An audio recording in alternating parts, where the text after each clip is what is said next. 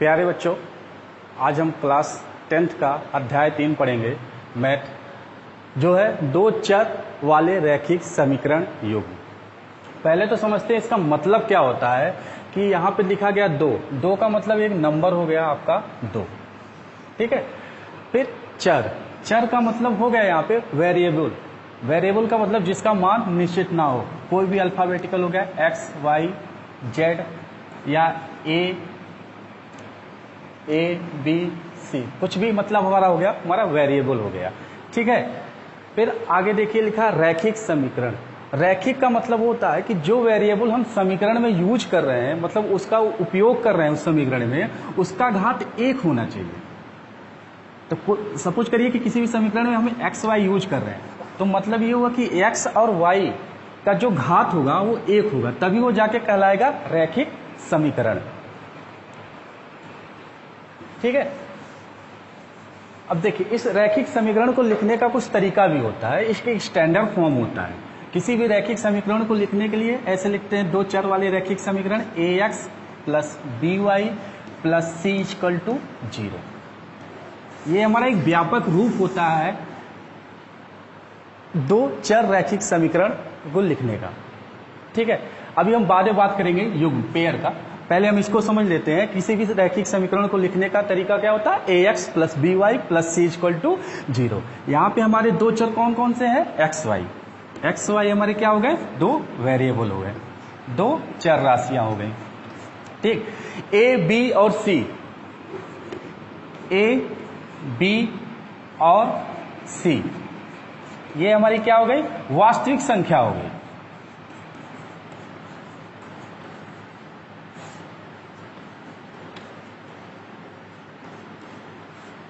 ठीक है।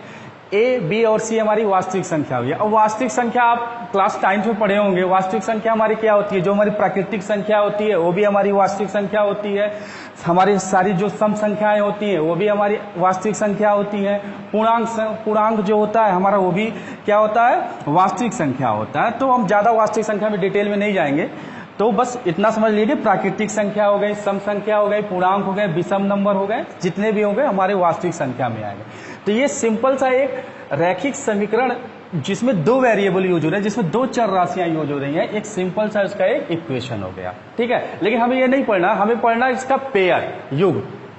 अब युग्म का देखिए क्या होता है,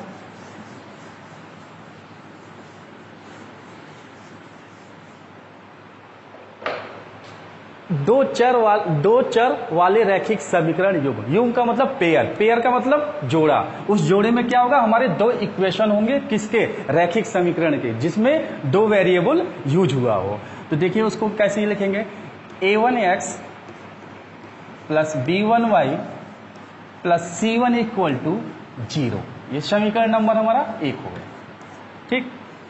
उसी प्रकार a2x plus b2y plus c2 equal to 0, ये समीकरण नंबर 2। ये हमारा स्टैंडर्ड फॉर्म होगा किसका, जिसको हमें पढ़ना है, दो चर वाले रैखिक समीकरण युग्म। दो चर वाले रैखिक समीकरण युग्म का ये मेरा स्टैंडर्ड फॉर्म हो गया, ठीक है। अब देखिए, कोई भी समीकरण अगर लिखा गया है तो उसका कुछ ना कुछ हल, सोल्यूशन भी होगा, कुछ हल भी निकलेगा, एक्स वाई की वैल्यू भी आएगी, ठीक है। क्योंकि मेन मकसद हमारा यही होता है समीकरण में कि उसमें एक्स और वाई की वैल्यू को निकालना, ठीक है। इतना समझ में आएगा, नोट कर लीजिए अगर नोट करना चाहे तो, ठीक है। अब ये स्टैंडर्ड फॉर्म है, ठीक है। अब देखिए, कोई भी समीकरण लिखा होगा, अभी को मैं बात कर रहा हूं, कोई भी समीकरण लिखा हो तो उसका कुछ ना कुछ सोल्यूशन भी आएगा। तो सोल्यूशन का एक देखिए क्या चार्ट बना देता हूं।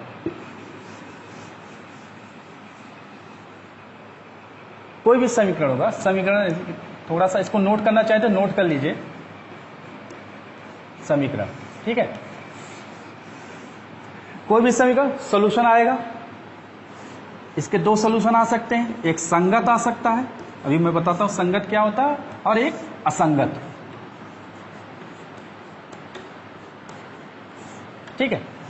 अब संगत और असंगत का मतलब यह है कि इस समीकरण के दो हल निकले, एक संगत निकले, एक असंगत। असंगत का मतलब क्या होता है, संगत भी हमारा क्या हो जाएगा, दो प्रकार का, एक अद्वितीय हल हो जाएगा और एक हो जाएगा हमारा अनेक हल।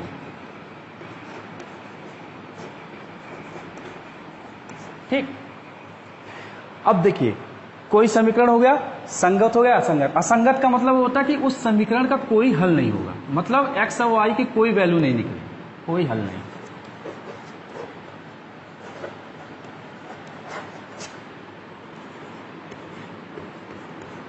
ठीक, तो जो भी हमारे रैखिक समीकरण होंगे ये हमारे रैखिक समीकरण है, यहां पे मैं लिख दे रहा हूं a1x plus b1y plus c1 equal to 0, a2x plus b2y plus c2 equal to 0।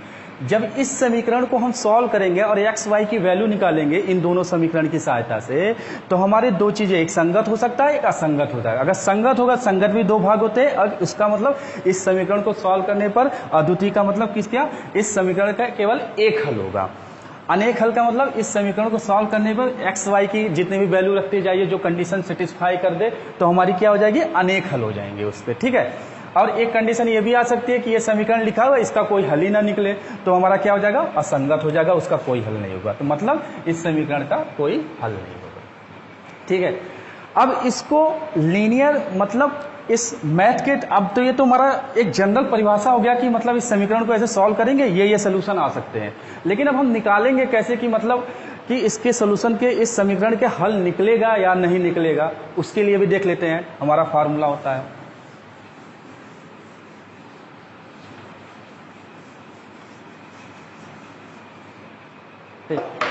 Suppose करिए हमने कोई इक्वेशन लिख लिया 3x प्लस 4y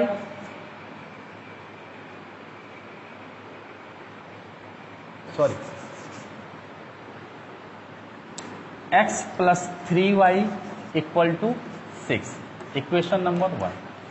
ठीक, इक्वेशन नंबर 2 2x माइनस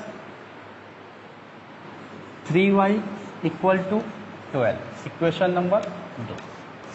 ठीक, अब देखिए पहले तो देखिए कि स्टैंडर्ड फॉर्म में है कि नहीं है हमारे, तो यहां पे साइड में हम लिख लेते हैं a1x plus b1y plus c1 equal to 0। इस समीकरण को कंपेयर करेंगे इन दोनों से, यहां पे लिख लेते हैं a2x plus b2y plus c2 equal to 0। इस इक्वेशन को इस इक्वेशन से कंपेयर करेंगे। कंपेयर क्यों कर रहे हैं, क्योंकि हमें a1 और a2 की वैल्यू निकालनी है। तो अगर हम इस इक्वेशन को इस इक्वेशन से कंपेयर करें, आपसे पूछे कि a1 की वैल्यू क्या है, तो आप क्या बताओगे, a1 की वैल्यू क्या हो जाएगी, वहां पे 1 हो जाएगी। क्यों 1 हो जाएगी, क्योंकि अगर 1 में x से मल्टीप्लाई, इसका तो x में किसी मतलब यहाँ पे जैसे वहां पे y दिया, यहाँ पे इसके साथ 3 दिया है, लेकिन यहाँ पे कुछ नहीं दिया। जब कुछ नहीं दिया तो 1 मान लिया जाता है। 1 क्यों माना जाता है, क्योंकि अगर किसी भी चीज में 1 से मल्टीप्लाई करें तो संख्या वही मुझे प्राप्त होती है। अगर 1 में x से मल्टीप्लाई करते हैं तो x ही मिलेगा। ठीक है, तो a1 हमारा क्या हो जाएगा, 1 हो जाएगा, और b1 हमारा क्या हो जाएगा, 3 हो जाएगा, और c1 हमारा क्या हो जाएगा, 6 हो जाएगा। ठीक, अब इस इक्वेशन को इस इक्वेशन से स्टैंडर्ड फॉर्म से कंपेयर करिए। a2 मेरा क्या हो जाएगा, 2 हो जाएगा, b2 क्या हो जाएगा मेरा, -3। ठीक, और c2 हमारा क्या हो जाएगा, 12। ठीक, अब देखिए, अभी आपको इसके पहले वाले वीडियो इसके पहले बताया था कि जो समीकरण होते हैं उसके कुछ ना कुछ हल आएंगे, तो उस हल को कैसे हम निकालेंगे उसको एक बार साइड में देख लेते हैं। अगर a1 upon a2 is not equal to b1 upon b2, तो इसका मतलब ये हो गया कि इस समीकरण का अद्वितीय हल होगा, अद्वितीय हल। ठीक, अगर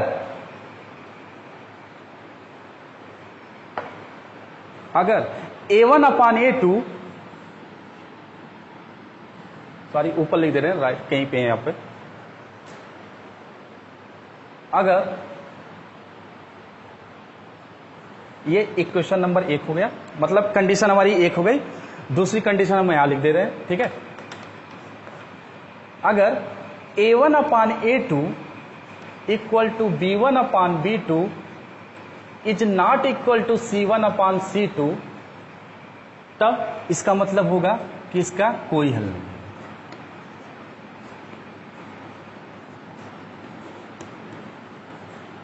कोई हल नहीं है, मतलब असंगत है। ठीक, अब कहां लिख दो, यहां पे लिख दे रहा हूं। फिर तीसरा कंडीशन समझ लीजिएगा, वीडियो अगर नहीं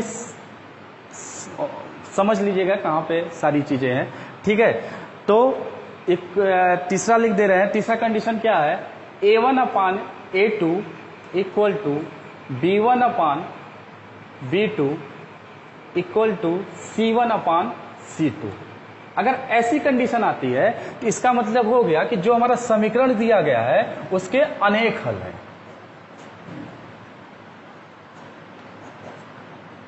मतलब इसको ब्रैकेट में लिखिएगा समपाती है।